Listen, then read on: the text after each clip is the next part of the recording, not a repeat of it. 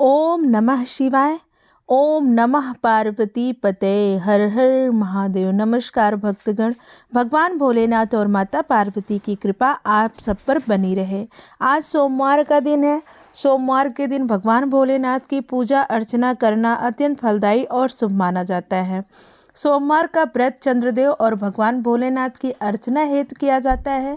इस व्रत को श्रद्धा पूर्वक करने से मानसिक कलेशों से छुटकारा मिलता है एवं सभी मनोकामनाएं पूर्ण होती हैं। यदि श्रावण महीने में सोमवार का व्रत धारण किया जाए तो यह अधिक फलदायक सिद्ध होता है। वैसे यह व्रत चैत्र, श्रावण और कार्तिक मास में किया जाता है। इस व्रत में सोमवार के दिन उपवास रखकर भगवान शंकर, मां पार्वती की पूजा अर्चना करनी चाहिए तथा दिन में एक बार भोजन करना चाहिए। सोमवार का व्रत रखने से स्त्रियों को पति पुत्र का सुख प्राप्त होता है और उन्हें अखंड सौभाग्य की प्राप्ति होती है। सोमवार का व्रत रख रहे हो तो सोमवार व्रत कथा अवश्य सुननी चाहिए। तो आइए मन में भगवान भोलेनाथ और माता पार्वती का स्मरण करते हुए हाथों में पुष्प लेकर सुनते हैं सोमवार व्रत कथा। एक साहूकार बहुत अमीर था। उसके पास धन की कोई कमी नहीं थी।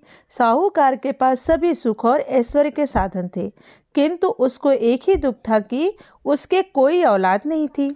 दिन रात वह इसी चिंता में लगा रहता था और वह पुत्र पाने के लिए हर सोमवार को भगवान चंद्रदेव व शिव जी की पूजा करता, वह व्रत रखता था।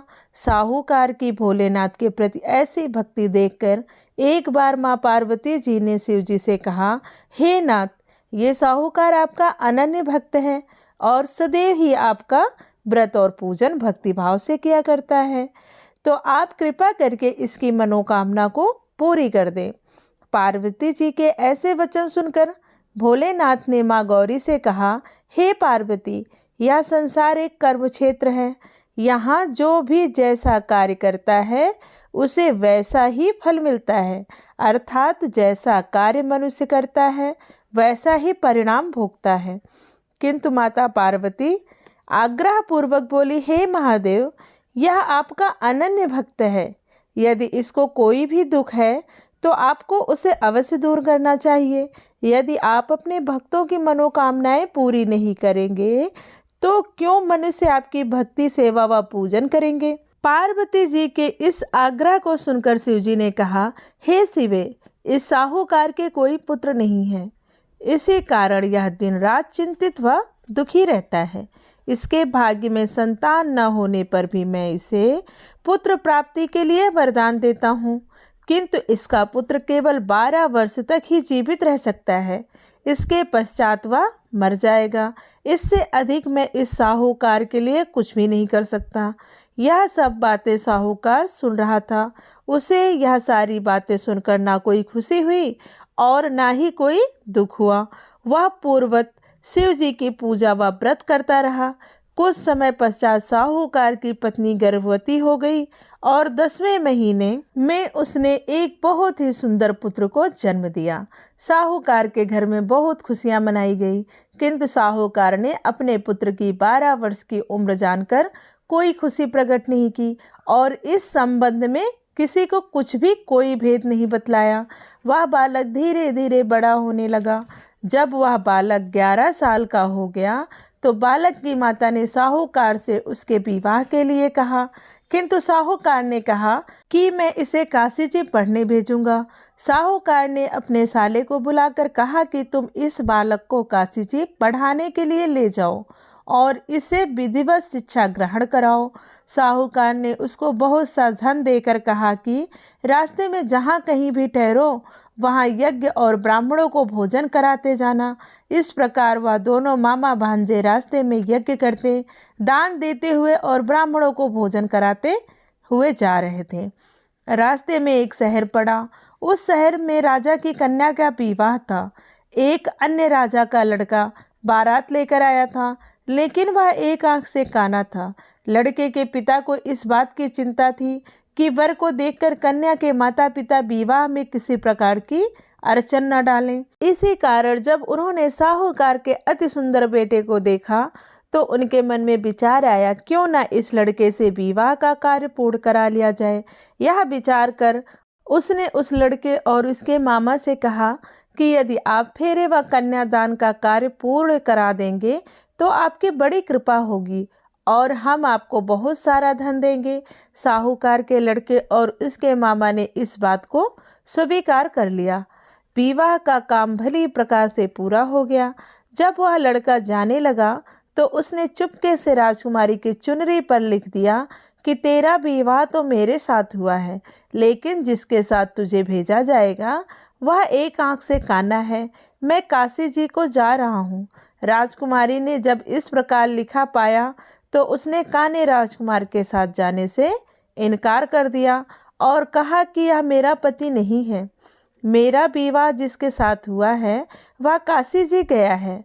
राजकुमारी के पिता ने जब यह सब सुना तो उसने अपनी कन्या को विदा करने से इनकार कर दिया। बारात वापस चली गई। उधर साहूकार का लड़का और उसका मामा काशी जी पहुँचे, जहाँ लड़के ने पढ़ना शुरू कर दिया तथा अपना अतिरिक्त समय मामा भांजा यज्ञ दान आदि करने में बिताने लगे। इसी प्रकार कई महीने बीत गए। जब लड़का 12 साल का हुआ तो उस दिन लड़के के मामा ने यज्ञ का आयोजन कर रखा था। अचानक ही लड़के की तबीयत खराब हो गई। लड़के के मामा ने कहा कि अंदर जाकर सो जाओ। लड़का अंदर जाकर सो गया। थोड़ी देर पश्चात लड़का मर गया। जब लड़के के मामा ने देखा कि वह मर गया है तो वह बहुत दुखी हुआ। उसने सोचा कि मैं पहले यज्ञ पूरा कर लूं, तब कुछ सोचूंगा। लड़के के मामा ने यज्ञ पूरा किया और फिर रोना प्रारंभ कर दिया। वह बहुत जोर जोर से रो रहा था। संयोगवश शिव जी और माता पार्वती उधर से जा रहे थे। पार्वती जी ने भगवान भोलेनाथ से कहा, हे नाथ, कोई दुखी व्यक्ति रो रहा है, उसके कष्टों को दूर करो। जब शिव जी और पार्वती जी वहां पहुंचे तो उन्होंने देखा कि वहां पर एक लड़का मरा हुआ पड़ा है। तब पार्वती जी ने देखते ही उस लड़के को पहचान लिया। पार्वती जी ने लड़के के मरने का कारण पूछा तो भोलेनाथ ने बताया, हे गौरी, इस लड़के की आयु इतनी ही थी, ये अपनी आयु पूरी कर चुका है। तब पार्वती जी ने विनम्रता पूर्वक कहा, महाराज, कृपया करके आप इस लड़के को जीवित कर दीजिए, नहीं तो इसके माता पिता इसके वियोग में तड़प तड़प कर अपनी जान दे देंगे। माता पार्वती की बात सुनकर शिव जी ने उस लड़के को पुनः जीवित कर दिया। शिव जी की कृपा से लड़का जीवित हो गया। शिव शंकर व पार्वती जी शिव धाम चले गए।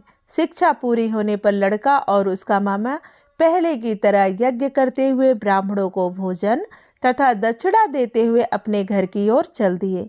रास्ते में दोनों उसी शहर में आए जहां पर लड़की की शादी हुई थी। वहां पहुंचकर दोनों ने यज्ञ करना शुरू कर दिया।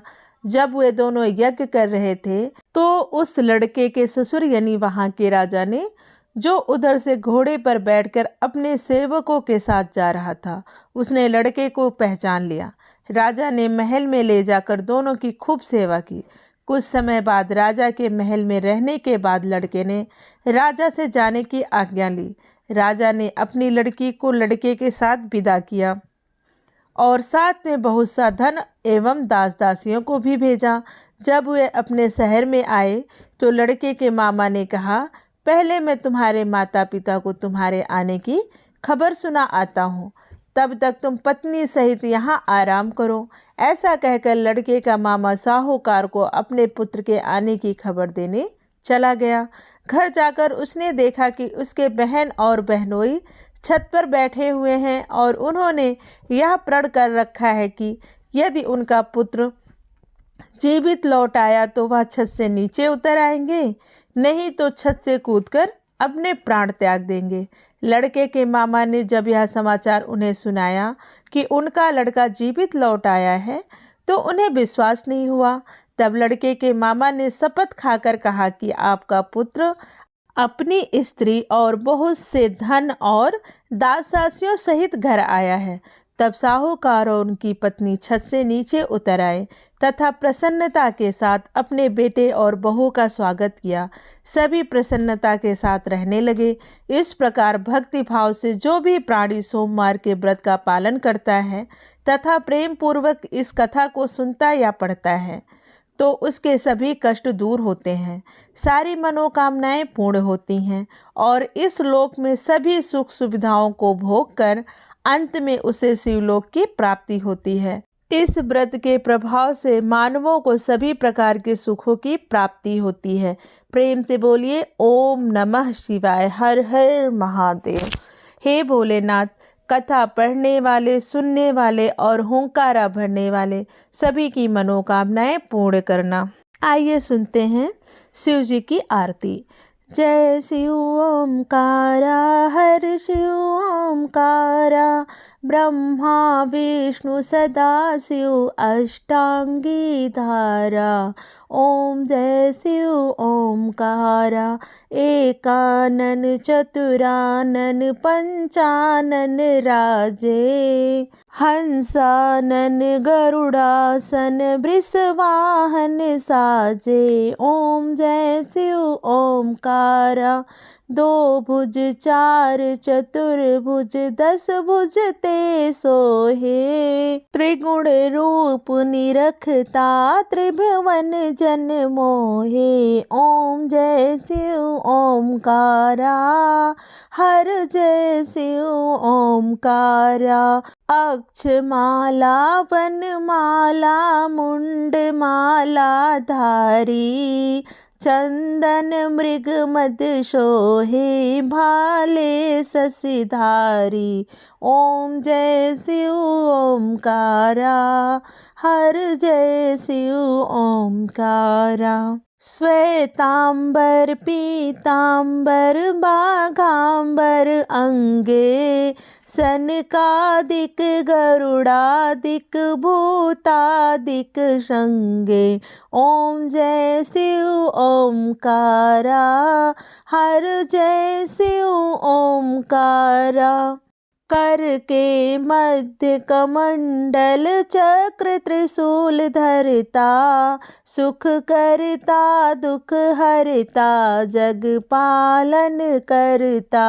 ओम जय शिव ओमकारा, ब्रह्मा विष्णु सदा शिव, जानत अविवेका प्राण वक्षर के मध्य, ये तीनों एका।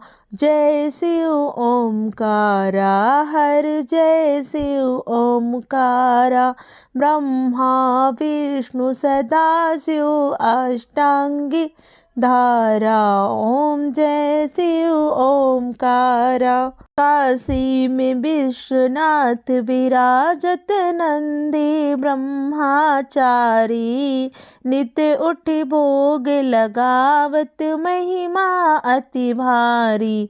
ओम जय शिव ओमकारा, हर शिव ओमकारा, त्रिगुण शिव जी की आरती जो कोई नर गावे, कहत शिवानंद स्वामी मन वांछित फल पावे।